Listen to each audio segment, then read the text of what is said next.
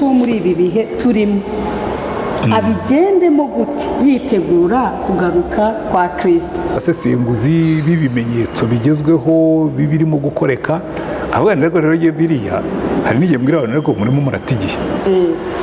Iyo ndebye mu mbabarire gukoresha iryo jambo, iyo ndebye ubujiji mu misesengurire y'abakristo kw'inkuru ya Yesu ku isi hose, ntabwo kimwe mu bimenyetso bigaragaza kugaruka kwa Yesu nk'uko abakristo cyangwa abantu babyibwira ari bibi gusa.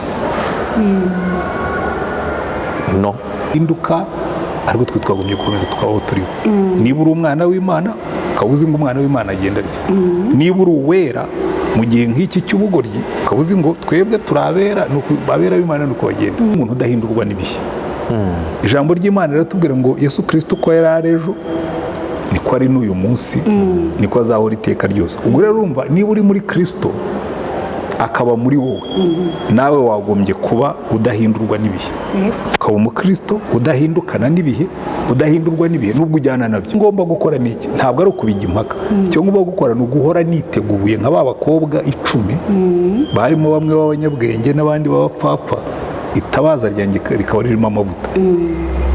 Yazaza agasanga icya mbere agasanga nariyandikishije, namwakiriye nk'umucunguzi n'umwami. Bivuga mu yandi magambo nanditse mu gitabo cy'ubugingo. Icya kabiri nkasanga mu bitabo by'imirimo ndimo. Abantu twabwira ngo kugira mu byo wagutegetse ureke isi komeza igende. Pastori bazajya hariya hasi yego agahinduka atari mfite amavuta navanye muri Israel n'ahandi. Oye, donc inyigisho ziri practical nk'izo Yesu yari pragmatic, yari pratique. Yesu yarazaga akabwiriza ubutumwa yabona abantu bashonje akavuga ati ariko abantu baranashonje, ati muwagaburire.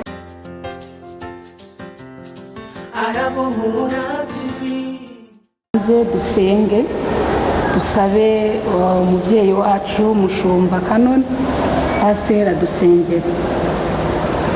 Reka dusenge. Imana turagushimye Mana yacu, icyifuzo cyacu gihoraho iteka ryose kuzaturinda imirimo y'imfabusa, ukaturinda amagambo adafite icyo yungura, kandi waduhaye isezerano uratubwira ngo umwuka wera naza ngo niwe uzatuyobora mu kuri kose, niwe uzenda ku byawe akabitubwira, niwe uzakorana natwe. Umwuka wera rero tuguhaye rugari kugira ngo uyobore iki kiganiro, amagambo yose uyashyiremo ubuzima kugira ngo ye kuba amagambo y'impfabusa, kandi utwungura ibitekerezo naho tutabifite, n'ibyo dufite ubisobanure neza, kuko niwe uzi neza abantu bazakurikira iki kiganiro n'abazacyumva. Iki kiganiro kizabe cyo kubaka, kizabe cyo kubungura, kizabe cyo kubagirira umumaro, kandi kibe cyo guhesha umwami wacu icyubahiro no gushyira hejuru izina rye no kwagura ubwami bw'ijuru.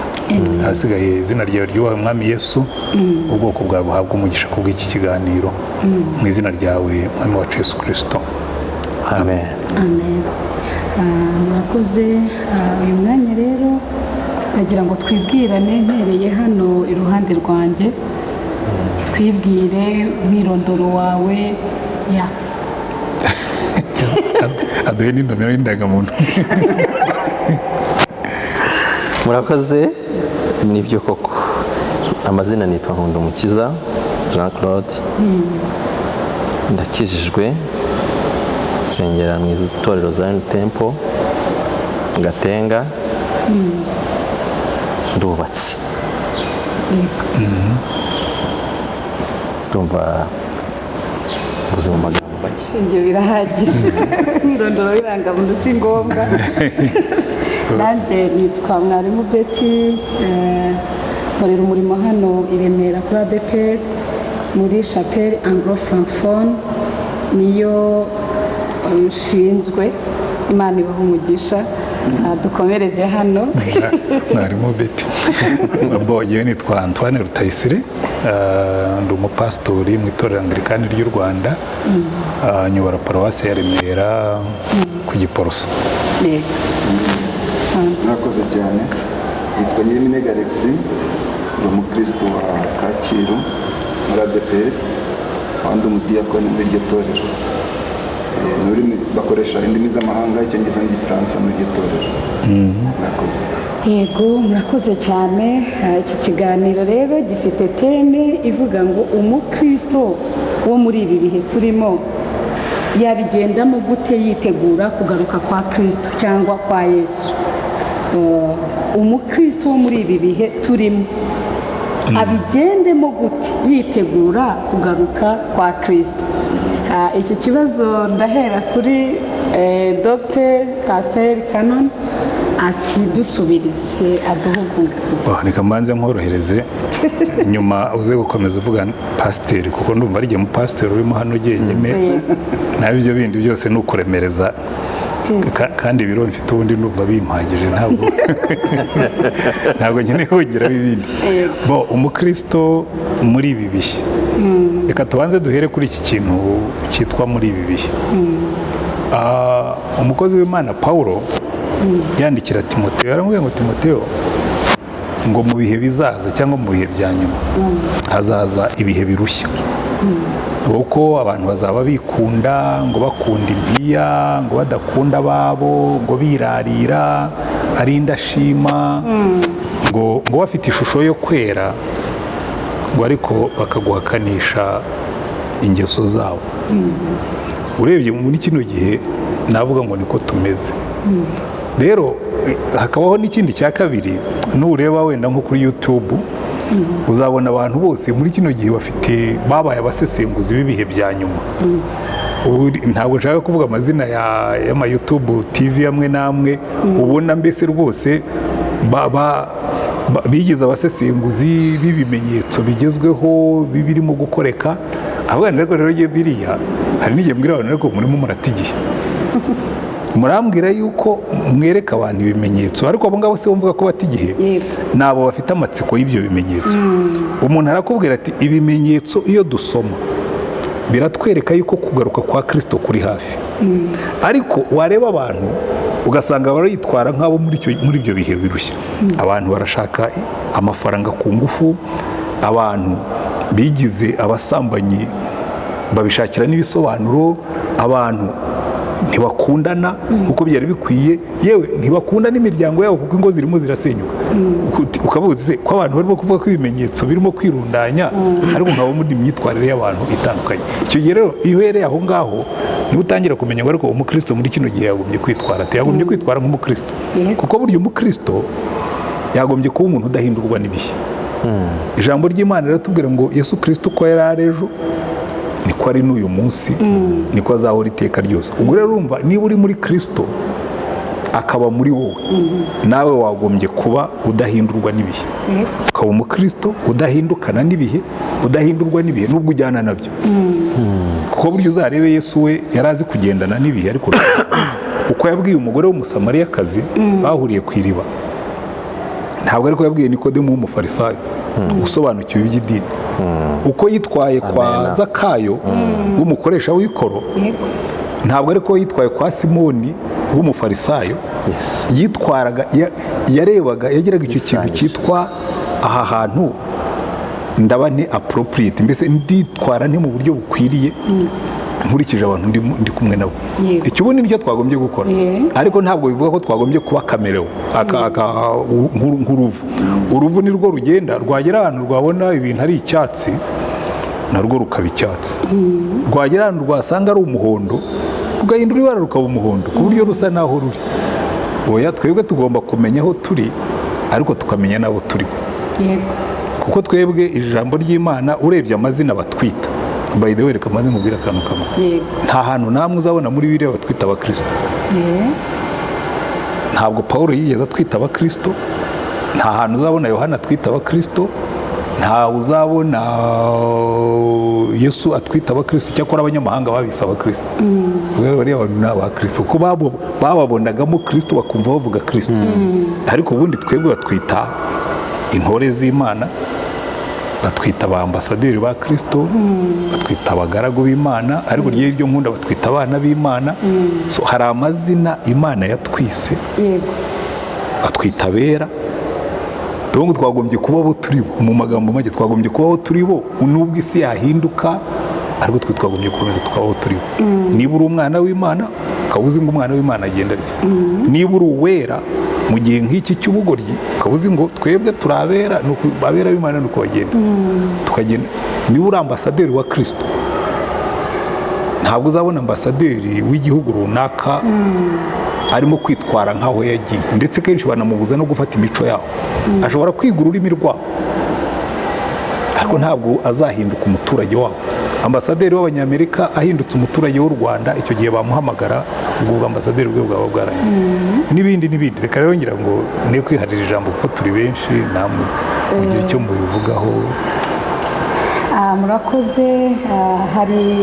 Turi mu bihe isi ivuduka n'iterambere, ikoranabuhanga ryateye indi ntera, inyigisho ziyobya zitakwemererwa gutambutswa mu rusengero, zabonye umwanya wayo zinyuzwa indwara z'ibyorezo nka COVID-19 zabaye impamvu kuri bamwe zo kutaboneka mu nsengero, bavuga ko Imana ariyo yazifunze. Mu by'ukuri nk'abakristo murakoze kudusobanurira ko twe turi abana b'Imana, turi abera, ntaho Bibiliya itwita abakristo. Ariko ntekereza ko impamvu bitwa abakristo I think ko bari barakurikiye Kristo, aho ntaraharenga kariya kara kanyuzemo ariko gafite icyo kavuga. Mu by'ukuri se nk'iki kibazo, ese ibi tuvuze haruguru umushumba tubifate nk'ibimenyetso simusiga bigaragaza ukugaruka kwa Yesu, munabihuze n'icyo Bibiliya ivuga ku kugaruka kwe, kuko hari abantu bavuga ko ngo insengero zarafunze, ngo ni Imana yazifunze. Mushumba ntaraha umwanya abandi, mwadusobanurira n'ako kantu. Reka mbanze musubize icyo ngicyo. Ngewe ndaseka cyane iyo ndebye, mumbabarire gukoresha iryo jambo, iyo ndebye ubujiji mu misesengurire y'abakristo. Fayini, ubundi ahantu hambere hakorerwa ibyaha ku isi ni mu tubyiniro, n'utubyiniro twarafunze. Aha kabiri hakurikiraho ni mu tubari, n'utubari twarafunze. Ahandi hakurikiraho harya amafaranga y'abantu benshi hakabatera ubukene ni muri betting, naho harafunze. So iyo rero abantu bambwira ngo insengero zarafunzwe, rero rwose ikitarafunze ni iki? So iyo ubonye ikintu usangira n'utari umuntu wizera, ugasanga bafunze betting, bafunze akabari, bafunze akabyiniro, bafunze n'inzira kuko dutaha kare, bivuga ngo n'indaya zajyaga zitega ntiziri butege, bafunze amarogi, bafunze, warangiza ukavuga ngo hari ibimenyetso ngo bafunze insengero. Icyo ni ikigeragezo cya rusange ku bantu bose. Icyo nta nubwo ari n'ikimenyetso na gitoya kijyanye n'imyizerere. Ikizajyana n'imyizerere, bazafungura ibindi byose bafunge insengero, kandi insengero ziri mu byafunguwe mbere. Twafunguye mbere y'utubari, twafunguye mbere y'utubyiniro, two ntituranafungura, wenda ubu nibwo barimo kudufungura. Twafunguye mbere ya za sauna massage, twafunguye mbere. Kuki abantu batamenya gusoma ibimenyetso? Ntabwo babimenya. Ariko na Bibiliya niko ivuga ngo ubwoko bwanjye burarimbuka kubera kubura ubwenge, kubera kutamenya. Ahandi n'Imana ikanavuga ahubwo ngo nimubura ubwenge nzabareka. Ubwo rero tukiri hano hantu turi kumwe nka timu, kandi nayo igiye ifite ibintu yabaza pasiteri, kuko cyangwa yakunganira, yabaza cyangwa akanunganira. Ariko tugize n'umugisha akanagira n'ikibazo yakibaza bigendanye n'iyi teme yacu, ese urabivugaho iki Mr. Claude? Murakoze cyane. Nagira ngo cyane biba binagoye kuvuga umushumba arangije kugira icyo avuga, ariko nagira ngo ngire icyo mvuga ku bijyanye n'ibi byo kuvuga ngo kuguma mu rugo cyangwa se icyorezo cya COVID ni ikimenyetso, ni kimwe mu bimenyetso cy'iminsi ya nyuma. Iyo dukoze referanse kuri Bibiliya, nako twatangiye tubivuga, Bibiliya tubwira ko hazaba ibihe birushya. Ibi rero nanavuga ko ni agace gato muri ibyo bihe birushya, kuko kuko nabyo biraruhije, ariko ntabwo navuga ngo ni icyo kibigaragaza. nabyo umushumba yavugaga ati utubari n'ibintu abo bantu babivuga akenshi bagendera aho bari bivanye n'aho bari. hari n'ibihugu bitigeze bishyira abantu mu rugo, mbese aho ngaho Yesu we ntabwo hamureba, birahari turabizi cyane. ntabwo rero icyo nabona ko ari ikimenyetso. hari ibihugu bitigeze byahungabanye ariko bitagaragaje guhungabana kwabyo. hari ibindi bihugu byazahaye cyane kurusha ibindi. ariko iyo ugiye muri biri ubona mu kimwe mu bimenyetso bizagaragaza kugaruka kwa Yesu, nta nubwo ari n'ibibi. numara bisomye nza kureba neza muri Mateyo bavuga kogera cyangwa se kugera kw'inkuru ya Yesu ku isi hose. ntabwo kimwe mu bimenyetso bigaragaza kugaruka kwa Yesu nk'uko abakristu cyangwa abantu babyibwira ari bibi gusa. no, ibyo bibiri iyo bisomye urabibona harimo, ndetse mu kimenyetso harimo kumenyekana kw'inkuru ya Yesu ku isi yose, ku buryo nta excuse izavaho ngo ntabwo nigeze menya ubutumwa bwiza. icyo nicyo nagira ngo mvuge kuri icyo cy'ibimenyetso bya nyuma. abantu babireba buri gihe muri sanse negatifu, ariko ntabwo ari byo. murakoze cyane. ariko wenda nongereho ikintu mu buryo bw'ibimenyetso. buriya iyo umuntu afashe ibimenyetso nk'ibi by'ibyorezo, icya mbere reka dufate ibintu bitatu. kuva aho Yesu yasubiriye mu ijuru, twinjiye mu bihe bya nyuma. ba Pawulo bo bari bazi yuko azanagaruka ahubwo bakiri ku isi. bavuga ati twebwe bazaba bakiri hano, bari bazi ko ari buze mu gitondo. none haciyeho imyaka 2000 irenga, ariko nabwo baje Yesu akamubwira ati arikoze kutaza. yababwira ati ariko murambirwa vuba.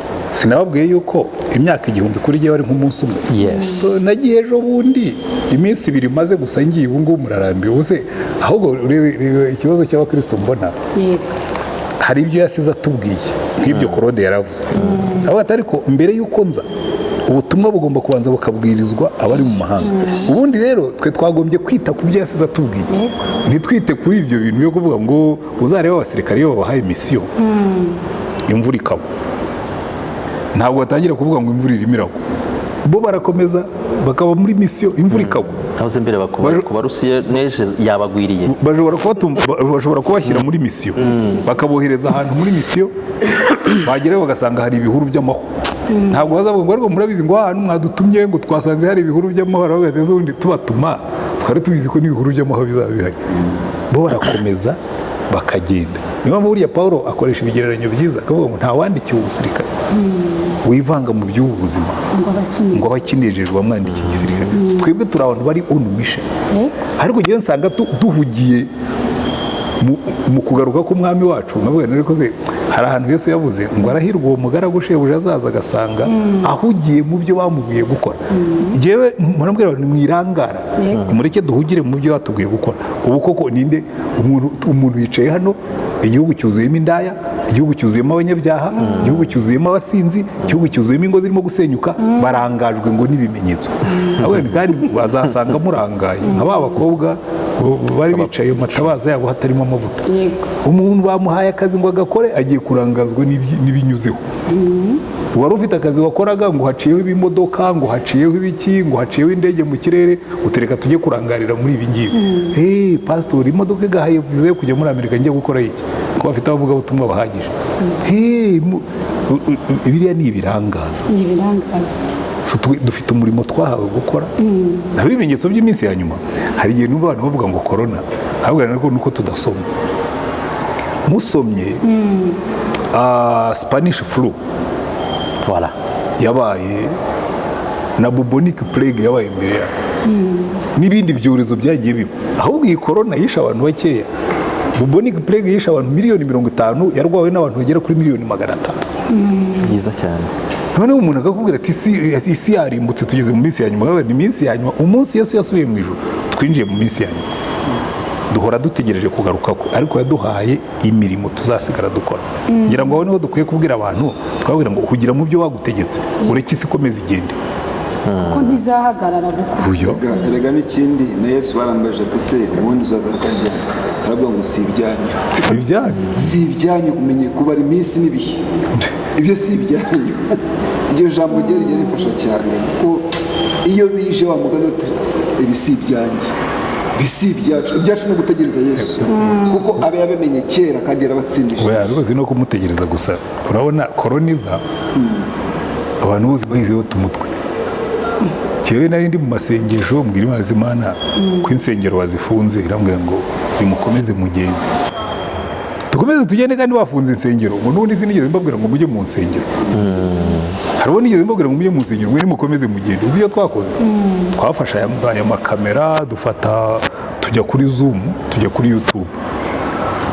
naje kubona yuko rimwe na rimwe twebwe duhugira aho kubaza Imana ngo ariko se ko mpuye n'amahwa n'ibibazo. niyo mpamvu abasirikare bagenda n'ibyombo. iyo agiye agahura na obstacle ahamagara muri headquarters, aho mwari mudutumye dusanze bahashinze imizinga ikomeye cyane, hari n'ubwo babwira ati nimugaruke inyuma, bakabaha iyindi order. ubundi headquarters nizo zitanga order, twebwe natwe dufite headquarters zo mu ijuru, dufite na ligne de communication. iyo rero ibibazo bibaye ntabwo upanika, ntabwo uta umutwe. n'abo bantu bakubwira ngo abakristo ngo ntibazagaruka mu nsengero, ntabwo ariko abo ngabo ni ba bandi nyine babonye impamvu borosoye uwabyukaga. nta gahunda bari bafite, n'ubundi bari barambiwe ibyo gusenga, bari bacogoye. babonye haje korona bati tubonye impamvu, ati n'ubundi insengero Imana yarazifunze. yazifunze kuwa kangahe? yabikubwiye icishije muri hejuru, kuko Imana yo ntijya yivuguruza. aho uwanditse urwandiko rw'Abaheburayo yabwira abantu, bakababwira ngo ntimukirengagize guterana kwera nk'uko benshi basigaye babikora, ngo ahubwo uko mubona wa munsi urushaho kwegera ngo murusheho kubikora. so meaning ngo turusheho guterana kubera yuko wa munsi urimo uregera, turusheho kwegerana, kuko igiti kivuye mu muriro kirazima. umukristo wiyizoretinze akajya ahantu wenyine akavuga ngo jyewe udahera nzasengera mu rugo ndihagije, ujye umenya ngo igiti cyavuye mu muriro, ikara rivuye mu muriro, igikurikiraho next rizima ako kanya. n'umukristo wavuye mu bandi, buryo ujye umenya ngo uriya yazimye, cyakora ntacyo bitwaye, tuzasubira kumushaka, ubwo tuzaba tubonye abandi twongera kujya kubyutsa no kubwiriza. ariko ubundi biriya hari n'abo njya numva babivuga kuri YouTube, nkabona babigize inyigisho, nkabona n'akabanga muzakubitwa ndeba. umugaragu uvuguruza shebuja. Sagiye hari ikintu njya nibaza, ijambo rye rivuga ngo abaye bamenye kera ngo kandi yarabatsindishirije. ariko birumvikana, abaye bamenye kera kandi yarabatsindishirije. ubwo ushatse kubaza ngo hari n'abatari abayo? ariko ubundi na Yesu yarabivuze, yaravuga ati yewe abanjye baza aho ndi. ariko abayo iyo ugiye muri Yohana, ariko twari tukiri aha hantu, ariko iyo ugiye muri Yohana nk'igice cya mbere umurongo wa 12, tubona uburyo famiye twibonamo uyu munsi, tubona aho byaturutse. avuga ngo ariko abamwemeye bakizera izina rye, yego, abo nibo bayo. iyo famiye niyo twibonye muri uwo muryango kubwo kumwemera. ariko twebwe yanatwemeye tutaramwemera. ubundi wemera Yesu basanzwe yarakwemeye mbere. yego, murakoze. nagira ngo nibarize pasiteri, ahari yenda icyo kibazo yarabajije nticyaba gifitanye isano na ba bantu bajya bavuga ngo bazajya mu ijuru ngo umubare waruzuye, kuko dufite inyigisho hanze aha nyinshi. hari n'abafite abavuga ubuntu butanga ibyo turibariza icyo. reka duhere ku nyigisho z'abahamya ba Yehova. yego, bavuga ko umubare wuzuye. ariko buriya rero yewe hari igihe abantu bajya impaka, mpora mbibwira abantu, mfitemo n'inshuti zanjye n'abavandimwe, cyangwa abantu ariko muba mujya impaka z'ibitabareba.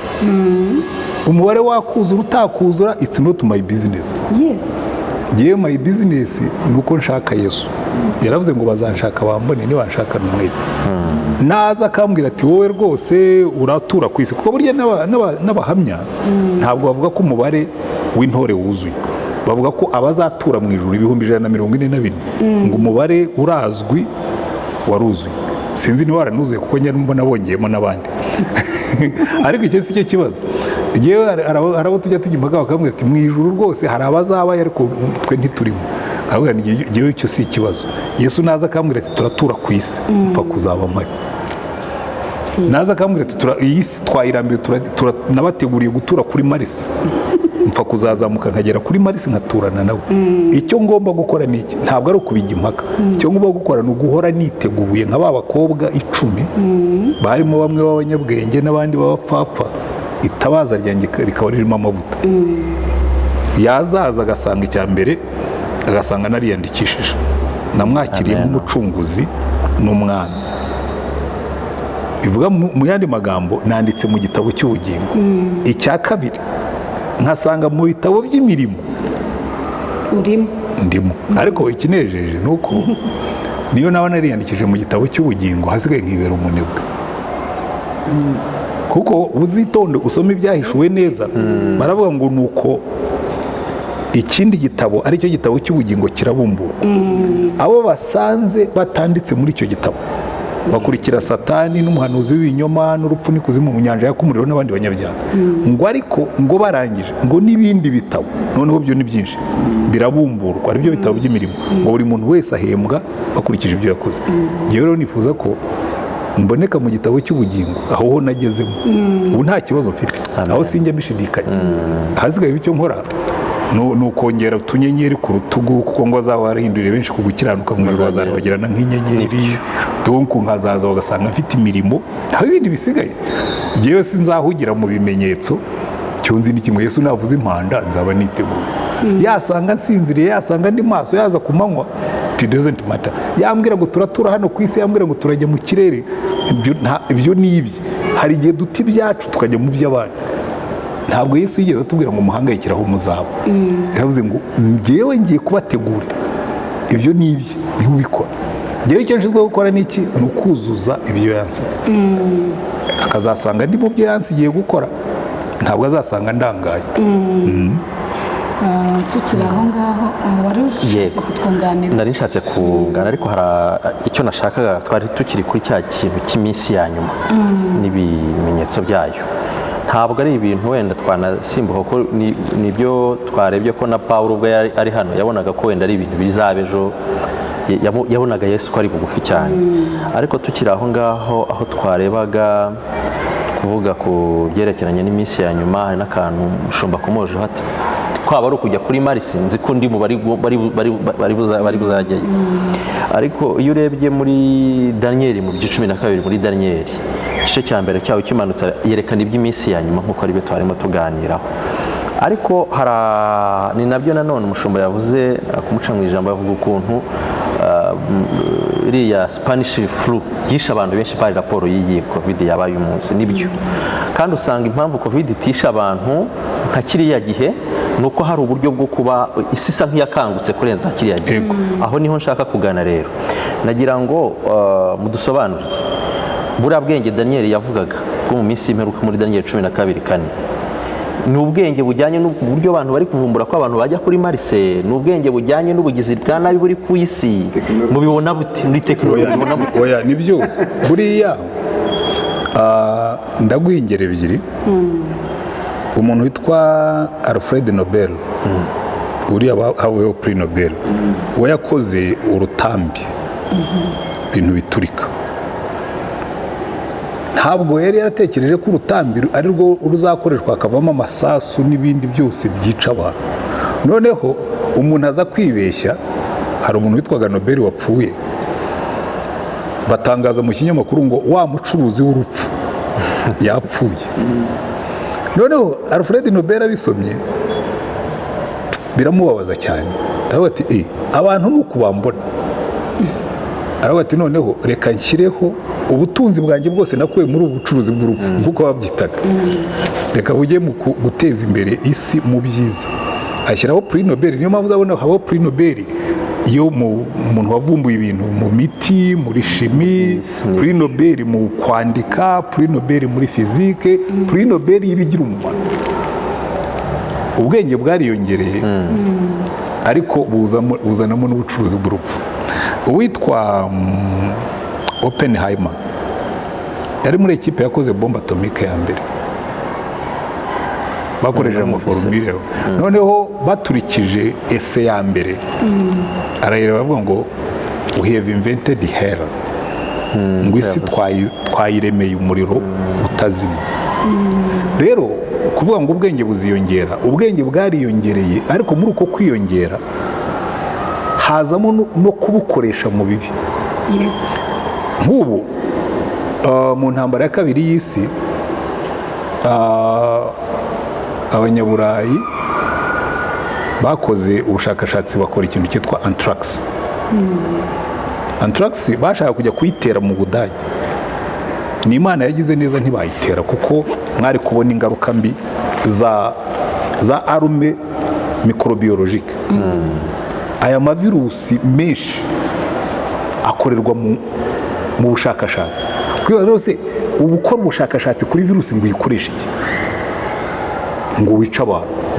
Ubushakashatsi bwakoze ubushakashatsi bw'imiti, ariko bunakora n'ubushakashatsi bwa bombe à hydrogène, bwa bombe à neutron, bwa bombe microbiologique, bikubwira ngo havuyemo ibyiza mu kumenya. Ariko burya n'icyo Imana yari yaravuze, ibuza Adamu na Eva kurya igiti cy'ubwenge bw'icyiza n'ikibi. Kuri kiriya giti niho havuyemo science, ivamo ibyiza n'ibibi. Iki rero nicyo kibazo dufite, twariye ku giti cy'ibyiza n'ibibi, kimenyesha ibyiza n'ibibi, ukamenya gushaka umuti uzakiza abantu indwara, ariko ya laboratwari igakora na anthrax izabica cyangwa n'ubundi burozi. Aha rero niho ikibazo kiri, kuko siyanse yiziyongera, kandi siyanse uburyo tuyikoresha bigaragaza ubunyabyaha bwacu, ko tuyikoresha ibyiza nk'uko Imana yaturemye, ariko tukayikoresha n'ibibi nk'uko Satani yaduhinduye. Nuko bimeze. Ntabwo mbaye konvenkaho. Daniel we ibariza ikibazo ndagusubiza. Daniel yaramubwiye ngo genda Daniel, ngo mu minsi ya nyuma ubwenge buziyongera. Ubwenge buziyongera, bwariyongereye. Dans quel sens? Ni positif cyangwa negatif? Muri sanse zose. Muri sanse zose, kuko bwariyongereye muri positif, kubera ko buriya guhera ku ntambara ya kabiri y'isi indwara zicaga abantu benshi. Niyo mpamvu ubona nyuma y'intambara ya kabiri y'isi population y'isi yikubye nka kangahe. Kubera iki? Kubera ko bavumbuye penicilline, indwara n'indi bishamikiyeho, bavumbura amavaccin, bavumbura indwara zituma abana badapfa bakiri batoya. Ubwenge buriyongera, isi nayo irunguka. Nibyo. Ariko birangije ubwenge buriyongera, n'isi irangirika. Hazamo za bombe atomike. Ibiriya bintu byose byaje vuba aha ngaha. Ubundi babaraga yuko isi yahindukaga buri myaka 500. Habaga habaye ikintu gishya, isi igahindura isura. Urebe nko mu 1490 n'ibindi, bavumbuye imprimori. Ubwenge buriyongera, kuko ibitabo byacapwaga bandika n'intoki, batangiye kubicapa n'imashini, za universite zihita ziyongera, ubwenge buriyongera ku isi. Sibyo? Ariko byatwaye imyaka igera kuri 500, bigeze mu 1990 tuva muri periode industrielle tujya noneho muri information technology. Ubu isi isigaye ihinduka buri myaka 10. Nibyo. Nureba nk'umuntu wapfuye muri jenoside yakorewe Abatutsi, nta nubwo yarazi ko izi telefone mobile tuzazigenda. Telefone mobile yamaze gukora mu minsi mikeya, iba yahindutse kamera, mu minsi mikeya iba yahindutse ntuza dukoresha kuri interinete. Donc ubwenge buriyongera mu buryo buri exponentiel, ntabwo bikiri uguteranya no gukuba, byabaye exponentiel. Ni ibintu rero ibyo Daniel yavuze byo biragaragara, ubwenge buriyongera ahubwo kurusha uko twashobora. Ubu abantu barajya kuri Marisi, barimo barinvestisa amamiliyari n'amamiliyari ngo bajye gushaka amazi kuri Marisi, ngo bazajye guturayo. Ubwenge bwariyongereye, ntabwo babihakana. N'u Rwanda rusigaye rwohereza ibyogajuru mu kirere rwose. Ibyo ndishimyeho impamvu nawe bibazaga iki kintu. Abakristo benshi ntabwo ariko bumva ibyo bintu nk'uko mubivuze, bo babyumva muri sanse ahubwo ari negatifu. Baravuga ati n'ubundi bintu Daniel nawe yavuze ko ari ubwenge buziyongera bo bakabireba mu buryo bw'ibibi. Ariko nkurikije analize mu dukore nanishimiye cyane nk'icyo nakibajije nanjye najyaga ntakibazaho cyane. Bwiyongereye ngenda mbifashe nko bwiyongereye ku kigero kinini ndetse cyiza kiri avantage ku kiremwa muntu cyane, kandi nanjye ndiko nabyemeraga kuko twigeze kubiganira n'abantu avuga ati no bo bareba isi mu buryo ubwenge bwiyongera mu buryo bubi cyane. Ariko nkurikije ubugororanyi mu dukoreye nanjye aho niho narindi mbona bwariyongereye ahubwo ku kigero kiri favori ku kiremwa muntu. Ariko buriya nabyo ni ingaruka z'imikorere yacu, kuko hari domene zimwe twahariye abapagani n'abazigiyemo tubaciraho iteka kubabwira ubutumwa turabireka. Iyo urebye za universite zikorerwamo ubwo bushakashatsi twaratangiye turavuga ngo abantu bize ngo ntibakizwa, byanditse hehe?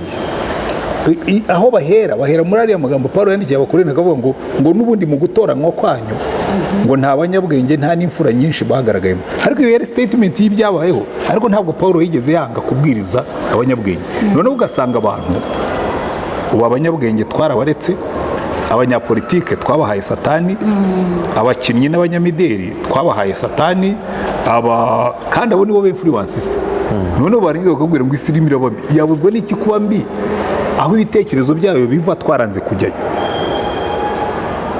Aho niho ikibazo gikomeye kiri, kuko muri wa murimo Yesu yadusigiye yaratubwiye ngo mugende muhindure abari mu isi bose. Bivuga ngo nabo barimo n'abanyabwenge tubatagetinge, n'abanyabwenge tubahindure.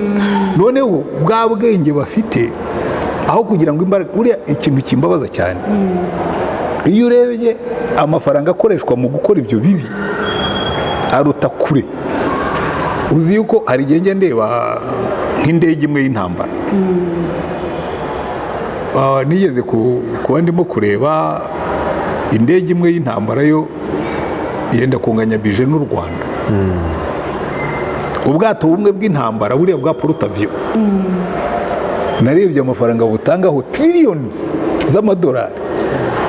Ya mafaranga udashobora no kwandika muri calculatrice ngo ajyemo mu madolari, kandi nawe narabuze ko wafata nk'ubwato bumwe bw'intambara bw'abanyamerika akabusenya akatwihera amafaranga yabo, u Rwanda twaruhindura paradizo. Ariko imbaraga zijya mu bibi n'ubutunzi bujya mu bibi buruta kure cyane ubutunzi bujya mu byiza. Ariko ni byiza birahari, siyansi yarabiza. Umupasiteri duherutse kuganira, umupasiteri witwa Pasiteri Musisi, baraganiriye aratubwira ati isi iyobowe na Satani. Abishingira ukuntu ngo Loni ijya kubaho ngo uwayiyoboye wa mbere ngo yashinze akazu k'ibigirwamana, noneho uburyo ariho bakora imbaraga zo gukora ibibi aho kugira ngo bakore ibyiza. We ni ikimenyimenyi ngo isi yaba yaritekereje gukora ibyiza, kuko Loni niyo iyoboye umuryango mpuzamahanga uyoboye isi. Akavuga ati yaba isi yaritekereje gukora ibyiza isi yahinduka nziza.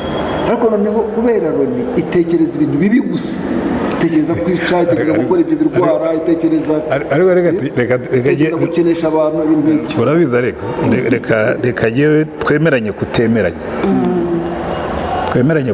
kuko yewe sinjya mba mu bantu b'abararumiste ngo bavuge ngo Loni nta kintu kizi ikora, ngo ikora ibibi gusa. Ngo isi ugiye muri Loni wasangamo n'abakristo bizera Imana, ntibikuraho yuko mu isi habamo ibintu bitari byiza. Ariko yewe ntabwo njya nemeranya n'abantu batekereza yuko Loni nta kindi ikora uretse ibibi gusa. Ariko sinanahakana yuko isi itegekwa na Satani, kuko urumva na Yesu ntiyigeze abihakana. Satani yaramutwaye aramubwira ngo izi ngoma zose narazeguriwe, nupfa ukamukandamya ndaziguha. Ntabwo Yesu yigeze amubwira ngo urabeshya, oya. Ariko amaze kuzuka yaravuze ngo nahawe ubutware mu ijuru no mu isi, kandi agiye kugenda aravuga ngo mbahaye ubwo butware. Ikibazo rero kiri muri twebwe, ntabwo ubutware bwacu twabukoresheje.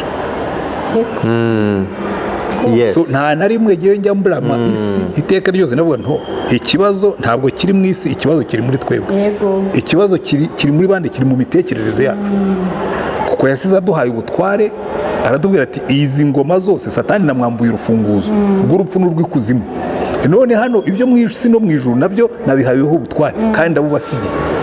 Twigeze dutekereza nk'abatware bw'umwami wacu, ntabwo twamuhagarariye neza. Ngewe rero ibyo ngibyo sinjya mbitindaho, kuko iteka ryose iyo abantu babivuze ndavuga ntoya, iyo mubivuze binyibutsa ko tutakoze akazi kacu neza, ni mubyihorere, ahubwo tujye kumubaza ngo twakora dute, kandi yari abizi ko tuzabyica. gusa ikibazo gihari ni kimwe twese twirengagiza. Uyu munsi pasiteri wagurutse ukavuga uti ngiye guhindura Kigali, katuvuge Kigali yonyine, ngiye guhindura Kigali, wabona abakurwanya benshi. Oya, ibyo mbwira unyemeranye nanone twe kubyemeranya. Unyemerere twe kubyemeranya.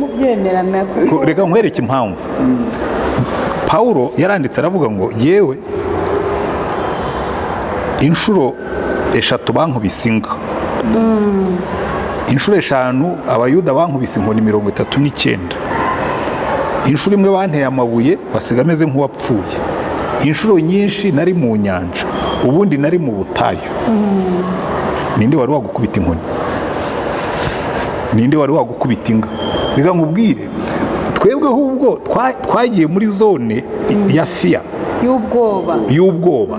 Ba Paulo baravuga tumva turabwiriza ubutumwa, mudukubite, muducucume, mudufunge, ariko turabwiriza ubutumwa. None twebwe barajya kwandika constitution bakavuga ngo mufite uburenganzira bwo guterana, mufite uburenganzira bwo gusenga, nta uri bunkubite.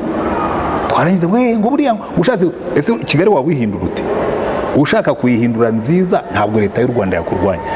Uje ukavuga ngo dore ibyo ba Petero bakoraga, baravuga ngo nta mukene wababagamo.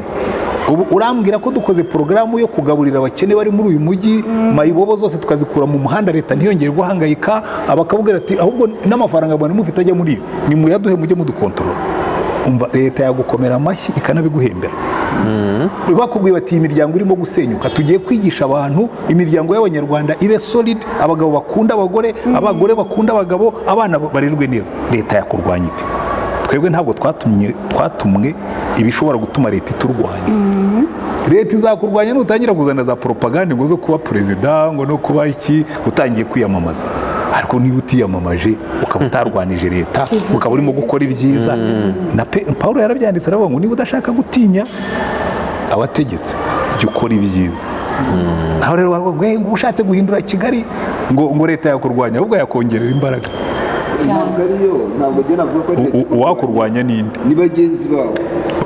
Bagenzi bawe mukorana umurimo, usanga ari intambara zituruka reka noneho rero oya, noneho ikiganiro niho kijya kuryoha, kuko urumva Yesu yabivuze neza, aravuga ngo iyi nzu yigabanije ubwayo irasenyuka.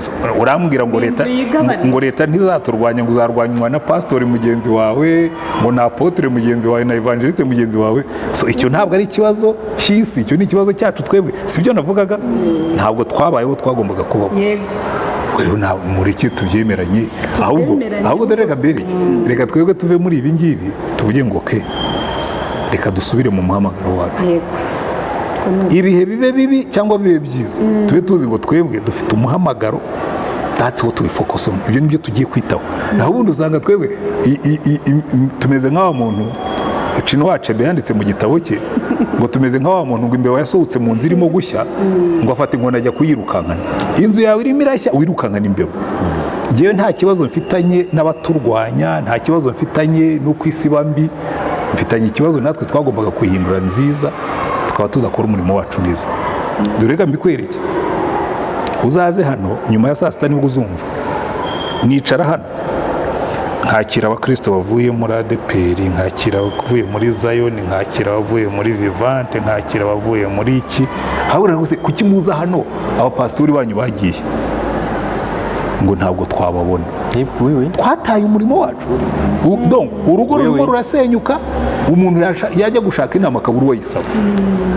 Turajya kwigisha ugasanga ibyo twigisha nta n'uwo byahinduka. Twarangiza tukavuga ngo isi ngo yabaye mbi kubera twebwe. Rwose muzasome Bibiliya zanyu muzasanga twebwe Yesu yaravuze ngo mbasize mu isi muri umunyu w'isi. Pastor, mukiraho nagira ngo akantu mukavugire rimwe. Mubona muti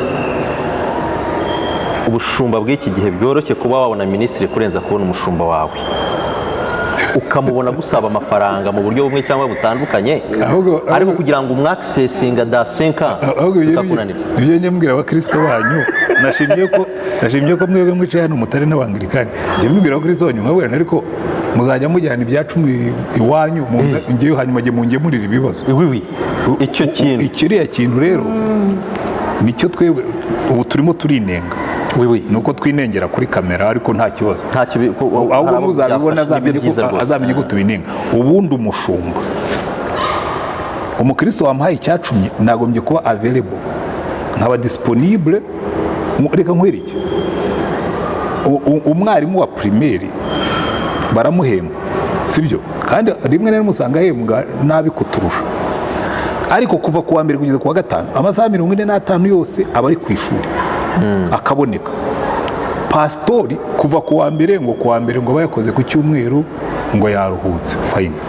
Noneho naza akore ku wa kabiri no ku wa gatatu no ku wa kane no ku wa gatanu no ku wa gatandatu no ku cyumweru, bigira inzira. Iki rero bivuga ngo kuba twebwe tutarahaye umurimo wacu imbaraga ngo tunashyireho na za mekanisme za control, ngo dushyireho n'uburyo bwo gukora nk'uko abandi bakora. Niyo mpamvu ubona tudahindura isi. None uzahindura isi utagiye ntiwicaranye na shobuja. Twahoze tubiganira, wenda muraza kubigarukaho. Bangiza umushumba, ibyo gusenga ndabigabanije, sinicarana na databuja ngo ampa amabwiriza. Burya umwambasaderi wese iteka ryose ahora ari en contact n'igihugu cyamutumye. Ntituri en contact n'igihugu cyadutumye, aricyo cyitwa ijuru. Turarangije n'udukeya tuzi, dukoza amasaha. Umva, reka mbabwize ukuri, uzashaka azanshyire mu rubanza tuburane, ashake avoka, njyewe nta n'uwo nzashaka. Muzabara amasaha abapasitori bakora mu cyumweru bicaye mu biro ku kazi, murebe imbaraga dushyira mu gukora umurimo w'Imana. Ibi rero ndabivuga nk'umwigisha w'abapasitori, nigeze kwicarana n'abapasitori nigisha ku ishuri rya teoloji, ndababwira nti mureke mbereke impamvu tutagera kuri byinshi. Akazi burya umusaruro iteka ryose ungana n'igihe wamaze mu murima. Uzarebe burya mu Rwanda abantu beza ibintu byinshi ni abantu bo muri north, hariya za Musanze, za Burera. Abaturage baho barahinga, n'ubu ugiye wasanga bari mu murima, banatwara n'impamvu. Ariko nk'iyo ugiye iwacu mu Buganza, mu gace ka East, mu Mutara, saa 5 bose baba bagiye kugira bate, bahinze amasaha make bamara menshi mu kabari. Uzabara amadayihatsu aba mu Rwanda, ajya East najya North uzasanga atangana. So icyo rero ndimo kuvuga, reka ndangize mu murimo w'Imana. Igihe tuzamara dukora nk'ako ba Petero bakoraga, wibuka igihe ngo abapfakazi n'imfubyi bari batangiye kujya bacuranwa, baravuze ngo nimutoranye abantu babiringirwa buzuye umwuka. Urumva nta nubwo batoranyaga babonetse bose, imishinga yacu dusigaye tuyishinga babonetse bose, ariko bo bagomba kuba ari abantu babiringirwa kandi buzuye umwuka, nibo bazacunga imishinga yacu. Natwe niturangiza, twebwe tuzakomeza umurimo wacu wo gusenga no kugabura iby'Imana. Ngaho nimunsubize ku rutare rw'intumwa n'abahanuzi, mumbwire ko dukora nk'uko bakora. Oya, birumvikana ntabwo dukora nk'uko abakera bakoraga, dukwiriye ahubwo kwisubiramo, kuko iyo urebye usanga ibibazo byinshi biba mu bitiriwe izina ry'Imana. Ariko nkabihuza n'ijambo riri muri Timoteyo rivuga ngo ibice 3, mu minsi y'imperuka hazaba ibihe birushye, ngo kuko abantu bazaba bikunda, birarira, bakunda imiya, batarabera. Iryo jambo rivuga ngo bazaba banafite ishusho yo kwera, ngo ariko bahakana imbaraga zabo. Witegereje abantu mu rusengero ubona bafite ishusho yo kwera, ariko se ko umubare ari mwinshi w'abasenga, kuki abahinduka ari bake? Icyo rero nicyo cya kibazo pasiteri yavugaga, dukwiriye kurebera hamwe nk'abantu bamenye Imana tugahindura ingeso. Reka twumva Alex hari ikintu yendaga kuvuga, ndamuzibiranya. Buriya ngiye kuvugira nk'uvugira abakristo, kubera ko ndi umukristo, wenda muri abayobozi ariko ngiye umukristo. Twebwe nk'abakristo, ibyo ubundi ijambo ry'Imana rivuga ngo muzane 1/10 n'amaturo mu nzu y'Imana, kugira ngo bibe mu nzu y'Imana. none uyu munsi pasiteri si ufite indi midugudu cyangwa iyi ni paruwasi ufite indi midugudu hasi. Iyo midugudu yo hasi rero usanga izamura byose bya bindi bya cumi n'amaturo byose ugasanga byose babizamuye hejuru aho kugira ngo twubake wa murimo wo hasi. Noneho impamvu abakera babishoboraga, izo ntumwa n'abahanuzi baricaga bagasangira ibyabo byose byakozwe n'intumwa havuga, yego bakabisangira nibyo namwe kuko harimo Ananiya na Safira ariko barapfuye banyuragije ukubiri n'abandi ariko barapfuye nyine ariko ubu ntibagipfa. Oya reka nkwereke uriya turagenda tutabekera ibintu. Kuki tutagisangira byose? Ntabwo tukibisangira. Reka twumvikane. Buriya nibwira yuko uretse leta yacu nziza byose wakasanze abakristo barwaye amavunja abashumba nta kintu. Reka tubihuze. Buriya na ziriya ntumwa za mbere zari zifitemo akantu kenda kumera nk'ubuyobe ariko kari keza. Urumva umuntu yagurishaga ikibanza isambu yose agaterura ibyo yagurishijemo akabizana, uwugurishije igitoki byose akazana, ngo noneho intumwa zikabifata zigasaranganya abantu. Iyo ni komunisime, uretse ko yari nziza itarwanyaga Imana, ko buri kintu kibi komunisime yakoze yashatse gusubira mu by'intumwa zakoraga ariko ikuramo Imana. Ibyo birisenya.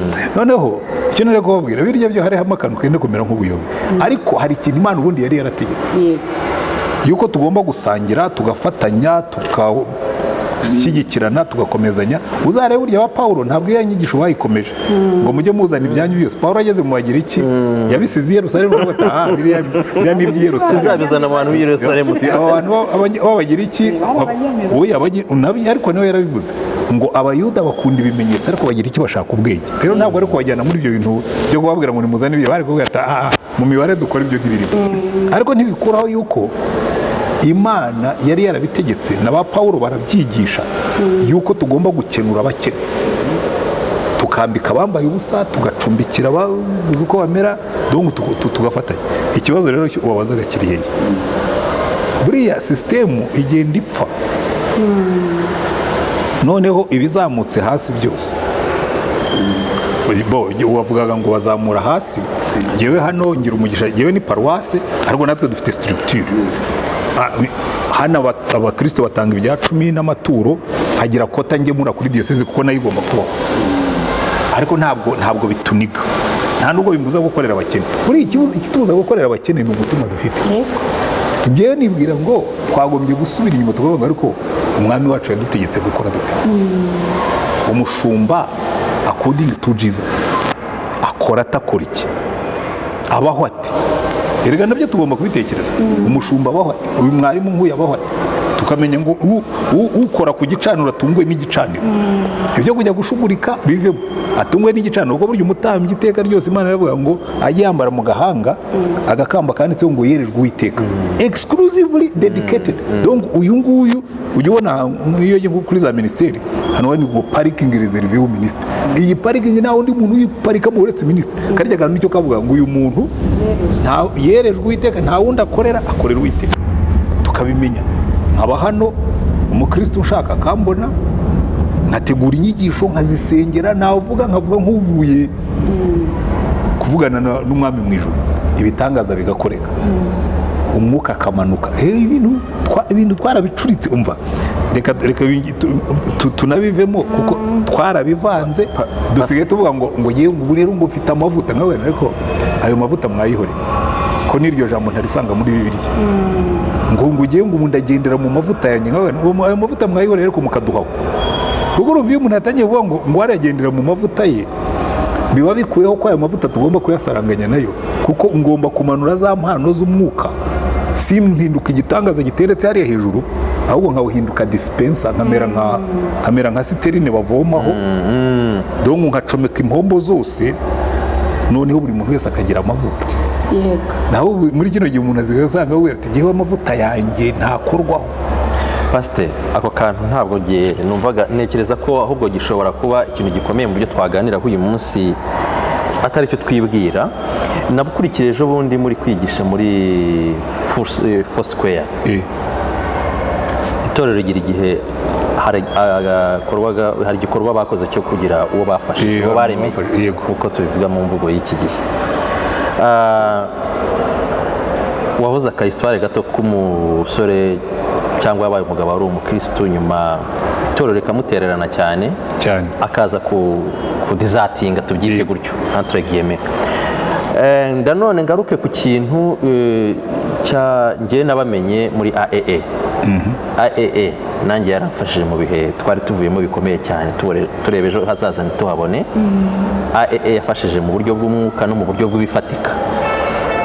Uyu munsi wanasoreje ukana uvuga uti twe iwacu dufite abashinzwe kumenya abantu bazahaye aho hantu.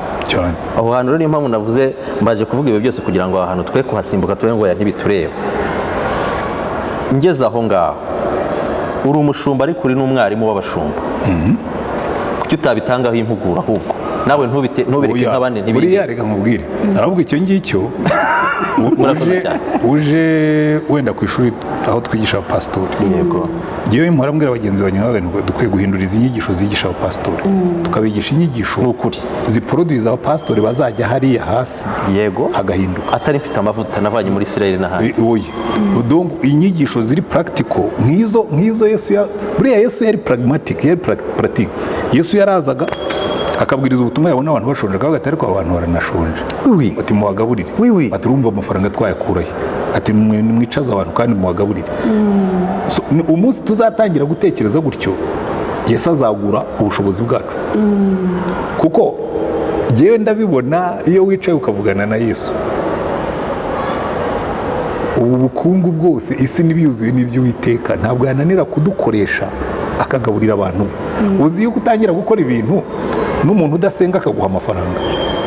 Nagiye mbibona kenshi, waravuze ibyo byo muri AE nakozemo, hari abantu baduhaga amafaranga rwose n'ubu ngubu n'ubiracyahari by the way. I know. Ariko ugiye ukajya muri AE ukareba amafaranga akoresha ntabwo yose ava muri churches. Watangara ahubwo ubonye ava mu zindi sectors ntashaka kuvugira hano. Aza kubera ko Imana iyo yaguhaye umurimo ikavuga ngo genda wite ku mfubyi zawe, amafaranga irayazana kayatanga ikavuga ngo izi mfubyi simwe mwaziciye ababyeyi ariko ubwo mwiyemeje kuzigaburira ndabaha iby'isi kuko ni ibyanjye. Ukabona pe ugize favor kuri za leta zaye naziki bakaguha amafaranga n'ibyo utatekereza ko bashobora kuguha. Ibi rero ndagira ngo wenda twebwe ahubwo tugaruke inyuma twongere tunezeze umwami wacu, twongere tubabo tugomba kubabo, twongere duhabwe za mbaraga. Ni muri iyi minsi yewe ndavugana n'abantu babona ariko mureke narigishaga abanyeshuri ejo bundi tukwiga ibintu bya revival no gukora kwitora imbogana, ariko ni mureke dusenge nka Gideon twegere Imana tubwire ngo ariko Mana za mbaraga zagiye. Rero reka nk'ubutumwa mwagenera bari badukurikiye tugana ku musozo. Sese ubwo hari ubundi reka ijambo rimwe gusa Yesu yaravuze ngo mubanze mushake ubwami bw'Imana no gukiranuka kwayo, ibindi muzabyongererwa. Tuzabyongeraho ubutaha. Reka dusenge. Turagushimye Mana yacu, twongere tugusabe ngo iki kiganiro kizagira umumaro mu mitima y'abantu.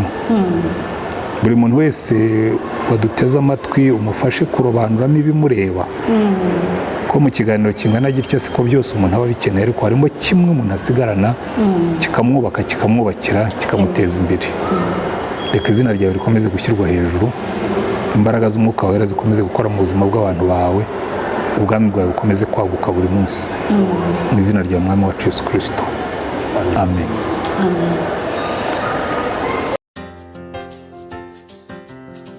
Arabohora